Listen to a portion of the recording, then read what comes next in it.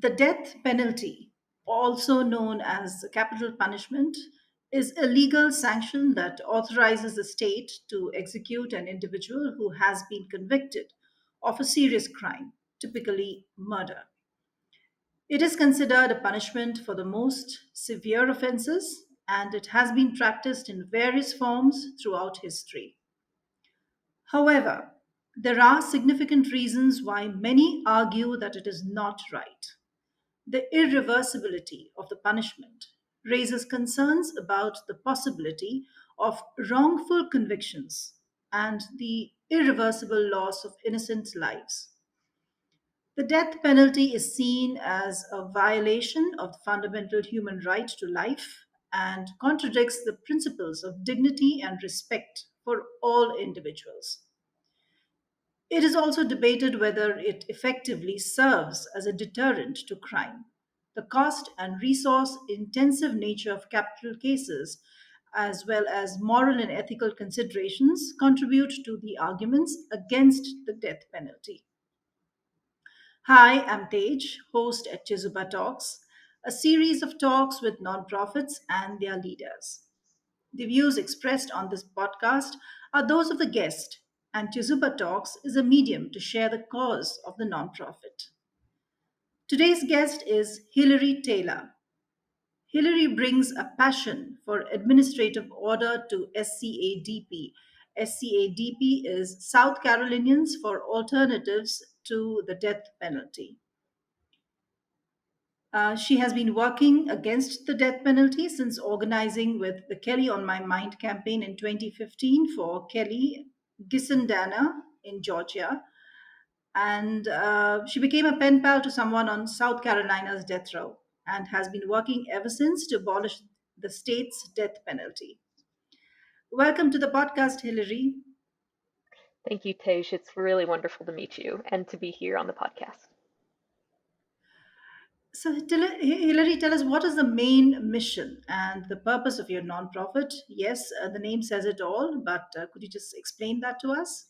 Yeah, a lot of people have lots of different questions about, South Carolinians for alternatives to the death penalty. What are the alternatives? The mission of SCADP, South Carolinians for Alternatives to the Death Penalty, is to abolish the death penalty in South Carolina and also catalyze criminal justice reform. Our goal is to first rehumanize people who are on death row. There's a very particular narrative about them and their stories. You've sort of hinted at that a little bit earlier. The death penalty is usually reserved for what society deems or what lawyers deem as the worst of the worst. But each person who's on death row actually, is somebody's child. Sometimes they're also the parents of somebody. They're somebody's relatives. They were somebody's neighbor. They were people who had jobs often before they did something that landed them on death row. And so our job is to help people get to know those people who they were before their crime, and also to make sure that, people know that they're more than the crime that they committed. The second thing we do is we help to mobilize people against the death penalty. We do this through a lot of different community education initiatives, both virtually and in person. Third, we help people advocate against the death penalty with power holders and stakeholders in South Carolina, helping them to see why the death penalty has been flawed historically and presently, and how we would be better in investing in any alternative than the system we presently have. And the fourth thing we do is we help to restore people who are victims of murder, or family members whose loved ones were murdered. We help people who are death row survivors. We help people who are death row family members. We are interested in helping people who are, um, you know, employed by the Department of Corrections who've helped execute people, people who are law enforcement, people who maybe represented people on death row as lawyers. Our job is to help those people who are system impacted find a place of healing and stability. And we do that through connecting them through different community services and also helping them tell their stories as well. Right. So, what are the strategies and approaches that you employ for advocating the abolition of the death penalty? Do Mhm. you face a lot of opposition? Yeah, I think we definitely have both people, I'm in a weird position. I'm somebody who comes to this work through a kind of redemption lens. I'm an ordained United Methodist minister myself, and so that's my own background. And so whenever I tell people, oh, I work to try and end the death penalty in South Carolina, you usually have people who are very much like, on the one hand will be, oh yeah, I'm really for your cause. And then people who will say, I definitely don't agree with you. It's very rare to find somebody who's sort of in the middle and hasn't made up their mind yet. But right Hmm, now, hmm, hmm. executions are not taking place in South Carolina. They haven't been taking place since 2011. In 2011, the last Okay. person was executed in South Carolina. And since then, the state of South Carolina has lost its ability to execute people because it ran out of lethal injection drugs. It's been trying to get access to those drugs. It just recently passed a Hmm, bill that would make it easier for the state to acquire those drugs by hiding the names of pharmaceutical companies from the public, also hiding how much the hmm, state is prepared to pay for those drugs. In some states, it's been hmm, upwards of $1 million, and things like packing money in a suitcase and just carrying it across lines.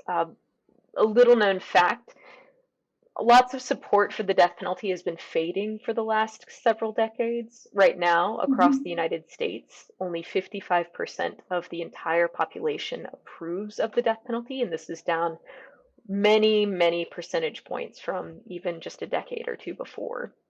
And so, hmm, hmm, because opinion has been falling on the death penalty, there's been much more scrutiny about how the state acquires access to try and execute people, where the state is getting those drugs. Those drugs are not made by FDA pharmaceutical companies. And so this hmm, past legislative season in South Carolina, my organization, in connection with some other people as well, tried to advocate with House of Representatives members in the state house, also state senators, giving testimony about why it's actually bad business for South Carolina to start executing people again, why it's a waste of the state's resources that could literally be going to anything else. Our state is a pretty impoverished state in a lot of ways, and while we may be getting more jobs from other companies who are starting to settle in here, we still have some of the lowest education rates. We have lots of childhood trauma that's not being addressed. We have a lot of violence that's not being addressed. We could do a lot more violence prevention if we stopped investing in the death penalty system here in South Carolina. Um, and if we started investing in education or in sort of remedial parenting hmm, classes for parents who may have lost their children, have their children in the custody of the Department of Social Services.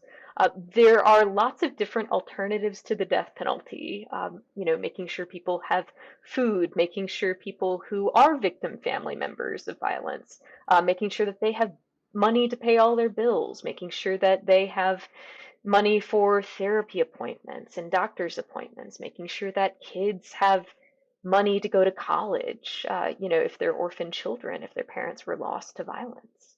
I could go on and on about this, but these are some of the things rather that we were advocating with different partners across South Carolina with our legislators. Unfortunately, those efforts were unsuccessful, and so it's very possible executions could restart in South Carolina. right. Now, you mentioned about impoverished families. You mentioned about low literacy rates.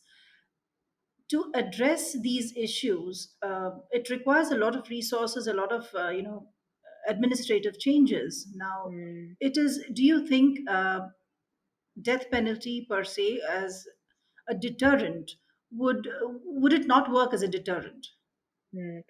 Well, it's not working as a deterrent right now, and it hasn't for the last. The death penalty was reintroduced in the United States in 1976, and it hasn't worked. In fact, what you're seeing is that the states that have eliminated the death penalty actually have lower murder rates, lower violence rates. And so, correlation doesn't necessarily mean causation, but those states typically have more investment in their education. They have more Hmm. investment in different social services.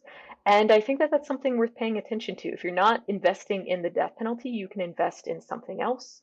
Something else that's Hmm. interesting about South Carolina and our focus on the death penalty is for a while, because we could not get access to lethal injection drugs, there was a moment where state legislators passed a bill, it's now a law, saying that in the event that lethal injection is not an available method of execution, then we will create a firing squad mechanism. And then people on death row must choose between the firing squad and the electric chair as their their default method of execution. And so a lot of people look at that and they look at South Carolina and they say, is this the Wild West? I thought that this was illegal and immoral and unethical. And what I do want to share is that the state of South Carolina spent $53,000 on refurbishing its death chamber so that a firing squad could be there, and so that bullets wouldn't ricochet and hit people in the witnessing room. And that's the average salary of a public school teacher in South Carolina. And that doesn't include the labor cost. Allegedly, the South Carolina Department of Corrections did all of that labor in-house. We don't know what that cost them to do that. But, if the materials alone cost $53,000, what does that say about our priorities here in South Carolina? Are we really so interested in executing, just a little more than 24 people on death row, almost, three dozen people on death row? Or would that be better serviced, teaching 36 students, right? How to function and how to live in our world, how to do basic mathematics, how to know basic science, how to figure out what kind of vocation they want to do, because kids feel drawn to that stuff way early on. I want South Carolina to be a state that invests in life-giving things, not death-dealing things. Pieces about the death penalty, it is used more for punishment. There's not a lot of efficacy about how it allows victim families to receive justice. We know this from other states who've done other surveys and other studies of victim families, that even 30 years after the person who harmed them is executed, they still feel as angry and upset as they did the day that person was murdered, the day their loved one was murdered. That's not evidence of healing. I would love for us to figure out ways that we could actually help people heal. What we also know about the death penalty is that it has been historically used as a tool of racial oppression in the United States, and also a means of discrimination. The people who've been executed in South Carolina are disproportionately poor. I don't know of any wealthy person who's ever been executed in South Carolina. They typically are people who are African American or Hispanic or other persons of color. They typically have white victims. 81% of people on South Carolina's death row right now have a victim who is white. And then also, most of those people have had severe trauma or have some kind of persistent mental health issue that was never addressed in their childhood or their adolescence, or even, as an adult. And many of them are even people who have experienced disabilities. We also know that people historically in South Carolina who've been executed are people who've had disabilities that society at the point was not actually able to address. Certainly we have much more tools in our toolbox now to do that. But South Carolina is also a place that has one of the lowest mental health first aid access rates in the country. It may actually be 50th in the nation. And so one of the things that I've been paying close attention to where I live is the different ways that many South Carolinians are organizing, and I've been joining in some of those efforts. And because those are things that affect people on death row. Yeah. Let's take a break to understand what Juzuba is. Everyone at some point ponders on how this beautiful life can be made more meaningful. Maybe you're a leader trying to enhance your employees' experience at your organization. Or you already work for the community and seek volunteers with state-of-the-art skills to strengthen your nonprofit. Whatever your situation, know that you can make a difference. Juzuba began with this very vision, a vision to facilitate every skill and every passion in the world in meeting a social need. Corporate volunteering has several benefits for both businesses and organizations. In parallel, experienced and enthusiastic volunteers join NGO workers, enabling them to serve the community more effectively. Chizuba offers everyone looking to add purpose and meaning to their lives a chance to connect or volunteer virtually with nonprofit organizations from over 100 countries around the world. Visit www.chizuba.net and explore opportunities to find meaning. Chizuba, your platform to do good. And now, back with our guest. So, Hilary, tell us, how do you support individuals who have been wrongfully convicted or are currently on the death row? And do you support in terms of some assistance or resources? Great question. In this moment right now, we do not have a direct service arm of South Carolinians for Alternatives to the Death Penalty. We also don't have anybody who is quote unquote innocent. We have had people who have been on South Carolina's death row who have had innocence claims. They have since been vacated. Nobody's ever been exonerated from South Carolina's death row. That's also something that's important for us to know. Mhm, mhm. And we also know that South Carolina has executed people who are innocent of the crimes that they've committed. Um, Something that South Carolina has the distinct shame of is having executed the youngest person in United States history in the last century. His name Oh, was George Stinney. He was 14 years old. He was an African American, teenager, young boy, and he was accused of murdering two young white girls in a rural county in South Carolina. There was no evidence that he did this murder. Uh, the only evidence is that he was the last person to see them alive. They were asking him directions for where they could pick a certain wildflower, and he sort of pointed the direction and then didn't see them again. And somehow it got out that, oh, he was the last person to see them. And so he was arrested, tried, convicted, and executed within 83 days. And he was executed by electric chair. So it's a pretty horrific story. And one of yeah, the it is. things, yeah, so this is something that has really been shared a lot in the last decade because his case was actually vacated by the state of South Carolina in 2014. Not exonerated, mind you. The state did not say, "Oh yes, it was our fault," but they simply said there was not enough evidence to convict him. So the state actually really owes this family an apology for all the trauma they've caused, for the ways that they've, really refused to acknowledge their injustice. So, inspired by George Stinney's story, inspired by the work that many lawyers and community activists did, South Carolinians for Alternatives to the Death Penalty is actually starting a new campaign. We call it the Posthumous Pardon Project.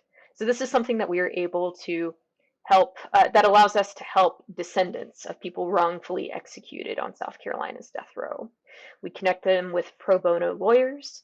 We also have a relationship with different South Carolina law students who are helping us find different case notes and also different evidence of different Mhm. cases and the potential innocence of different people. And so this allows us to form connections with people who have been the most affected by the death penalty historically, people who also have not had the ability to seek justice for their loved ones. These are people who are often in rural areas, people who are typically working class or impoverished, whose families were working class or impoverished at the time of their loved one's execution. And it also allows us to really hold a mirror to South Carolina's history and say, is this a system we still want to perpetuate?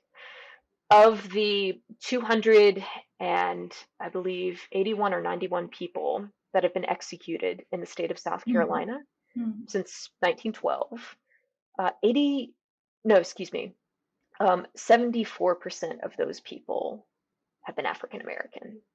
And so this has been used as a tool of racial oppression historically, sort of in the Jim Crow era, sort of a little bit post civil rights, and we want to make Mhm. sure that that South Carolinians know their history. This is a moment where a lot of people are fighting, to make sure that that history is not told. But it's important to tell the pieces of our history that we're ashamed about, so that we can make sure Hmm. we don't do injustice in the present. Right. Wow. So, do you collaborate with other organizations or stakeholders to, help in spreading the word and sharing your mission? Yeah. So my job is really interesting in that the death penalty um, has lots of different people that it's made enemies of, whether for religious reasons, whether for fiscal responsibility reasons, whether for different political identity reasons. So, my organization, because it's focused on ending the death penalty, actually is one of the few spaces where somebody who identifies as a white evangelical Christian and somebody who identifies as a Black Lives Matter activist can kind of come together and say, we believe that this is an unjust system, and we don't think that it should be done. We believe it just shouldn't be done anymore.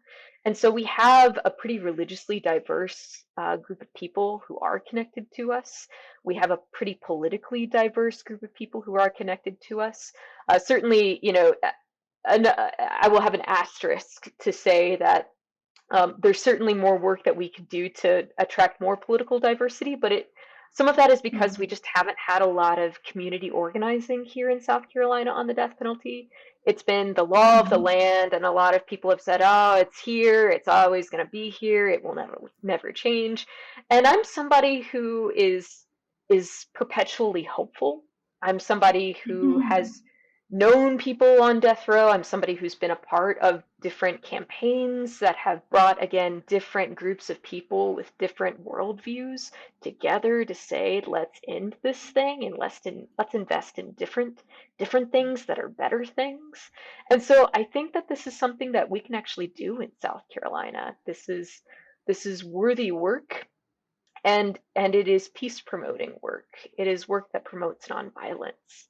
And I want to keep doing this work, and I believe that other people will fall in love with this work too. Indeed, it's a very noble work that you are doing. Lastly, Hillary, I have a question. When you go to some place and hit off a random conversation, how do you engage in constructive dialogue with Mm, those who have opposing views? yeah. And so there are many reasons some people might have opposing views, right? I come from a Christian background, and so some people will say, well, there are particular verses that promote the death penalty. And so sometimes it's a matter of saying, yes, those verses exist. Let's talk about the historical context, and let me bring in somebody, who perhaps is well versed in Hebrew scripture to tell you more about that.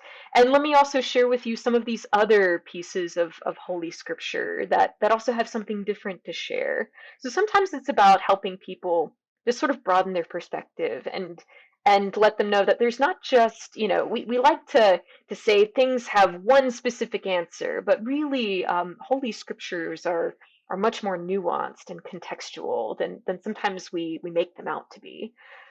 A lot of opposition that I have been seeing is from people who've been personally affected by murder. And so I just actually came back from an event in Washington, D.C., where we were handing out different pamphlets about the death penalty and the ways that, it is perpetuating injustice. We had community education events in the evenings, and sometimes when we handed somebody a pamphlet and said, "Would you like a pamphlet?" there would be a visceral reaction of, no, I don't want this. Have you, do you know what it's like to, have a loved one be murdered? What would you do Hmm. if this was your child? And I'm somebody who has a background in chaplaincy. And so I take this moment as a moment to hear that this is somebody who hasn't been listened to. This is somebody who thinks that I'm talking at them, Hmm. telling them that they Hmm. need to be a certain way and believe a certain thing. And this is the discourse in so much of our world right now, right? But this is a moment for me and for other anti death penalty activists and organizers to sit with this person who's experienced harm, right? And to listen and to say, I hear you, and I'm not here to make you believe in anything. I am here to listen to you, knowing that there is something about this that connects with your story.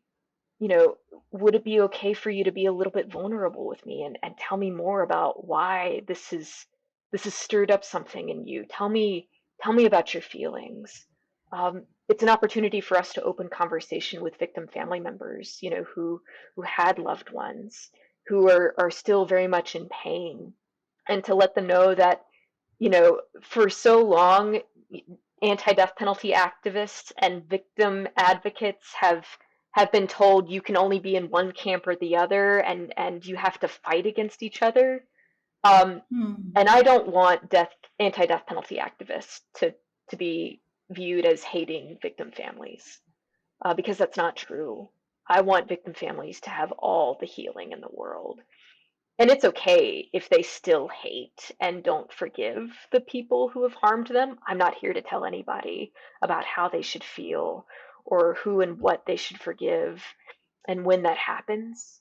My job is to simply say, I hear you and I'm sorry and I want to fight for your healing too. Tell me how we can do this. And it also opens an opportunity for me to tell my story of how I got involved in this work.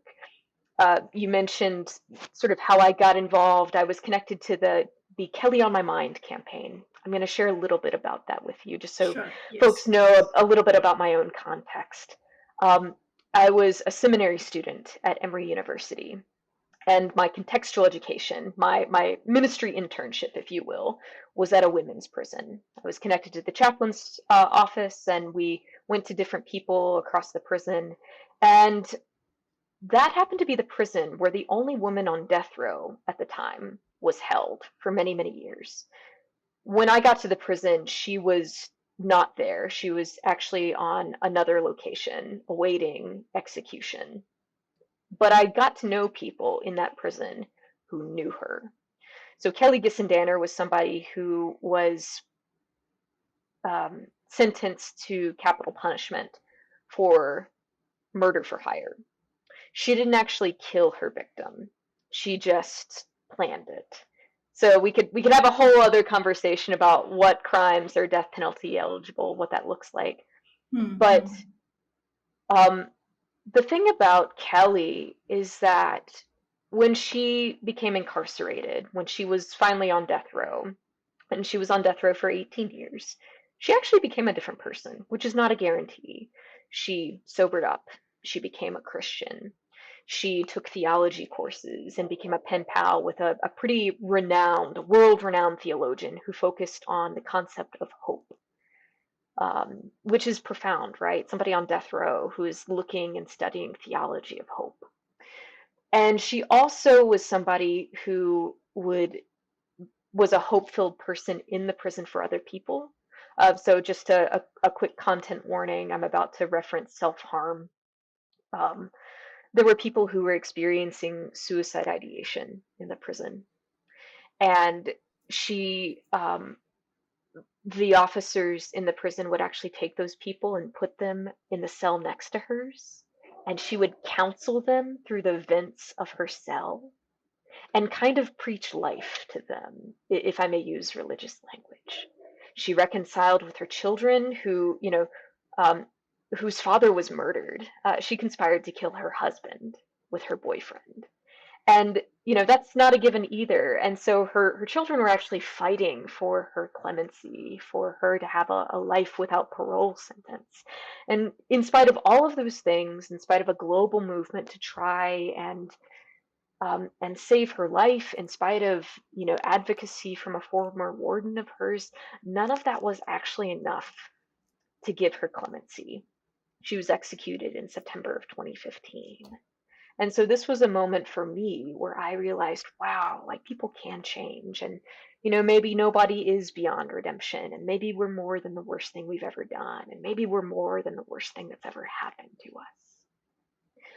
So that's my story. And sharing that information with somebody who, maybe doesn't have a personal connection to death row, it also gives me an opportunity to say, well, if your loved one killed somebody, would you want them to be executed? And so our storytelling is really a way for us again to engage in this rehumanizing process, this compassion building process of, my humanity is bound up in your humanity. What does it say about me that I've ignored all the ways that you have experienced trauma and neglect and violence, and then became so filled with violence that you committed violence against another person? What does it say about me that I've ignored you up until this moment where something, horrific has happened? Am I not responsible for rehumanizing you and also rehumanizing the person who has experienced that harm? So that's a long way of answering your question, but it is a moment to say that it's not impossible to find common ground with people who come at the death penalty from a very adversarial position. Those things can be built, and I'm not here again to change anybody's mind, but I am here to say I have a story and a reason, and I'm not just some yuppie who's like, no, man, let's fight against the system. Like, there is a real connection I have to this work, Hmm. and there are real Hmm. ways that other people are drawn to the things that they love and the causes that they have. And my Yeah. invitation to anybody um, connected to this podcast is that you check us out on our website. Go to www.scadp.org, where you can learn more about us as an organization, about the facts of the death penalty in South Carolina, about ways that we are working to rehumanize, mobilize, advocate, and restore. And I invite you to participate in this process. Thank you so much, Hillary. You have a lot of work going for you, and I wish you luck in whatever you are doing. Thank you. I appreciate that.